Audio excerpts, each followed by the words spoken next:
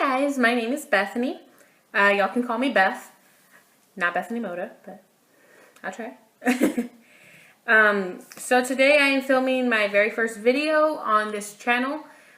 This channel is mostly going to be about Air Force related things. Now, I'm not in the Air Force, my boyfriend is, so I'm just here to talk about like how to survive basic military training because that is probably the hardest thing we will have to go through together. 0 week, or that whole week. That is probably the hardest week that your trainee will have to endure. Trust me. That week is the first week they're completely cut off. They're isolated from the outside world. They don't know what's going on. It's just them and their flight and their MTI.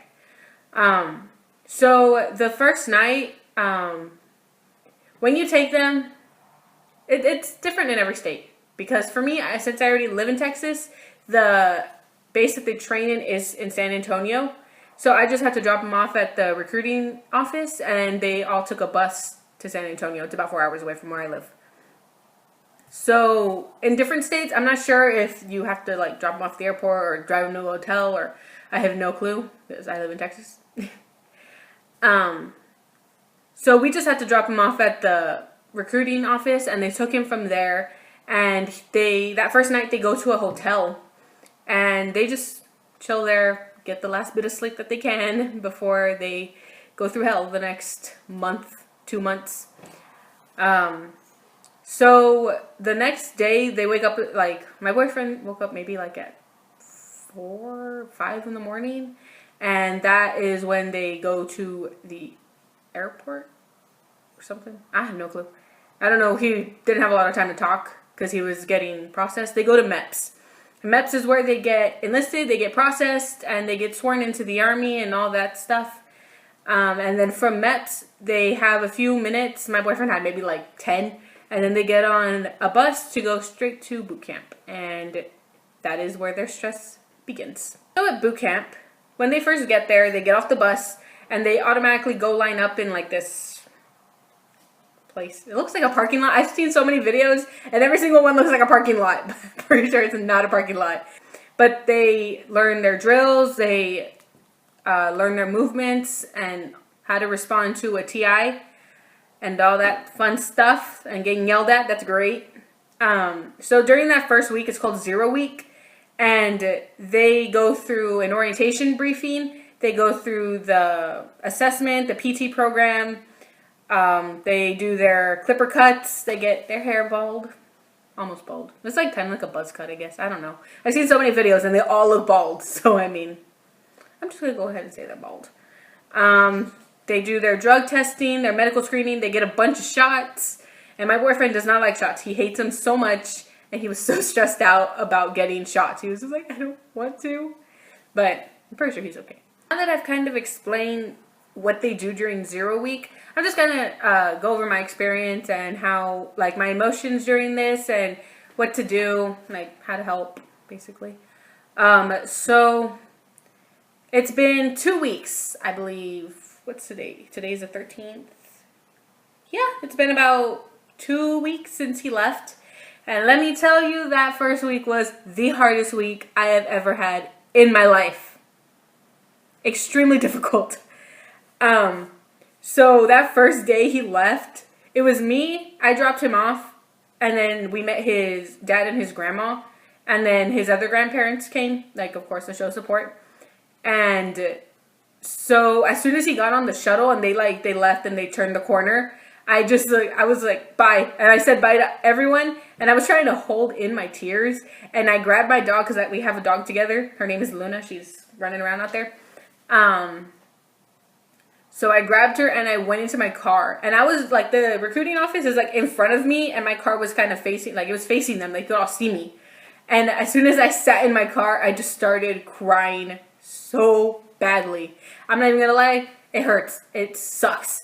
That first week is terrible. It's terrible. I cried for the entire week, every single day. Second week was like this past week was okay. I didn't cry really actually that much or at all. I'm already going into my 3rd week.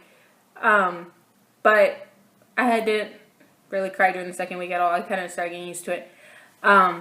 But yeah, that first day I started crying in the car, and then I drove home. I live about 10 minutes away from the recruiting office.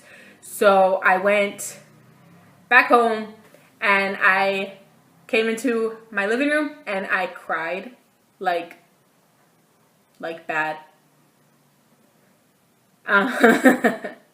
It was pretty bad. And of course, like, I didn't want my parents to know that I was really upset or anything. Like, I knew they knew that I was upset, but I didn't want to show them that I was, if that makes sense. So I was kind of just like, no, I'm okay, no, I'm okay. And then as soon as they left, I was like, it was bad. So as soon as I got that address, his mom gave me the address, and I started writing immediately, like right that second. I started writing. I wrote like 3 letters, and they were all kind of sad. So I didn't send those. And then I rewrote a really good one. That's another thing for letters. If you're gonna write letters, don't write anything negative or say that you're like really sad, or that you can't eat, or that you can't breathe, or you can't sleep without them, or anything like that, because I'm pretty sure they know, but it just makes it a lot harder on them, especially when they're there. They're gonna be constantly worrying about you. So you don't want to give them more things to worry about, more than they already need to. Like, they already need to worry about themselves. They need to worry about their flight. They need to worry about, like, everything. Every task that they are doing is so, like, it needs to be so perfect. And so it's a lot of stress. So don't give them more things to stress about, is what I'm saying. So make sure you send them letters of positivity, encouragement. Make sure you tell them that you're proud of them, that they can do it, that you love them.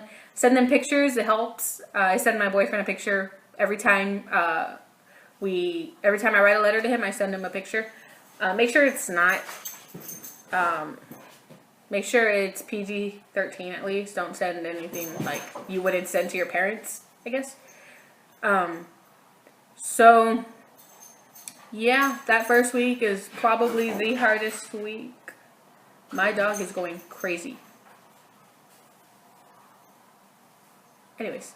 So yeah, that first week is the hardest week, I promise you. After that, it gets a lot easier. And they're going to tell you, that first week, they will start telling you, it's going to fly by, it's going to fly by. And you feel like it's an eternity. But honestly, after that first week passes, the rest of the weeks just go.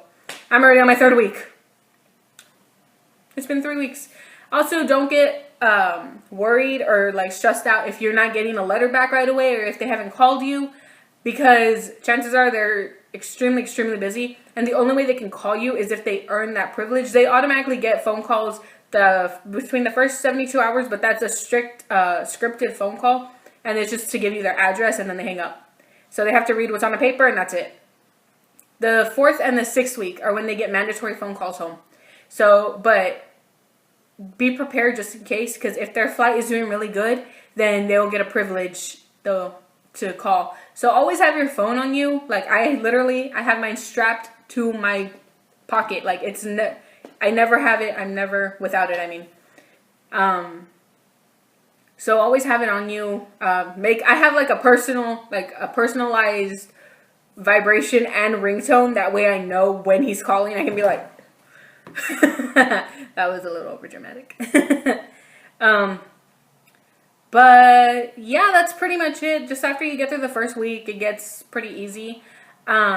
If you need someone to talk to, you can go to the airforcewingmoms.org. That's what I did that first night, and it shows everything that they're going to do throughout the entire 7 weeks that they're there.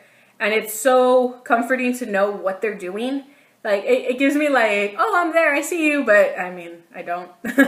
You can also follow them on Facebook. They have their own groups for each flight, like each training squadron on each flight.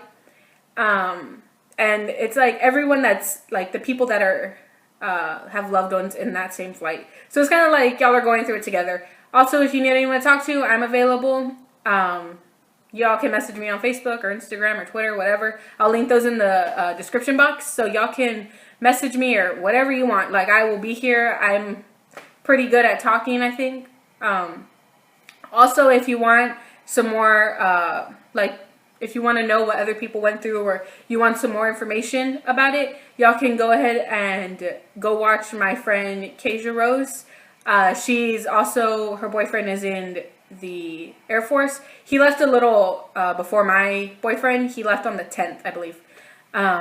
But yeah, she gives a lot of really good information, and she's like, she's really cool to talk to, guys. So I'll link her videos in the description box. She's already on her like 5th week or something. I don't know.